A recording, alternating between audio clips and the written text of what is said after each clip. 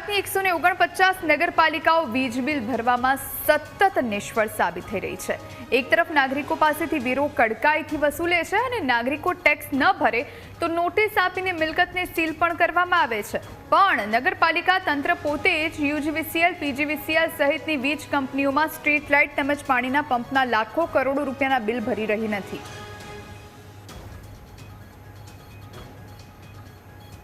આ તમામ વિભાગોમાંથી જે ઉઘરાવવામાં આવે છે અને એક સારામાં સારી ઇન્કમ છે, સરકાર તરફથી પણ લાખો કરોડો રૂપિયાની જે ગ્રાન્ટો આવે છે અને આ વખતે લાઇટ બિલ માટે પણ સરકારે ગંભીરતા દાખવી કે ભારતીય જનતા પાર્ટીની શાસનવાળામાં અને નગરપાલિકા જે બી છે એમને લોન પેટે પણ આપી છે કે તમે તમારા બિલો ભરપાઈ કરી દો, પણ હજી સુધી આ આળસ કેમ ખંખેરતા નથી ને કેમ ભરતા નથી, આ એક તપાસનો વિષય છે। ખરેખર 1.5 થી 2 કરોડ રૂપિયા માત્ર વીજ બિલ, બાકી તો દેવાજી ગણ્યા જ નથી। તો આવી દેવાદાર નગરપાલિકા બનાવવા માટે હાલના બેઠેલા શાસકો જ જવાબદાર છે અને આવા શાસકોને પ્રજાએ પ્રશ્નો પૂછવા જોઈએ કે તમે અમારા પૈસાનું શું કર્યું, અથવા તમે રાજીનામા આપી અને બીજી વાર જિંદગીમાં ઇલેક્શન લડવા આવતા નહીં, આવું પ્રજા એમને કહેવું જોઈએ।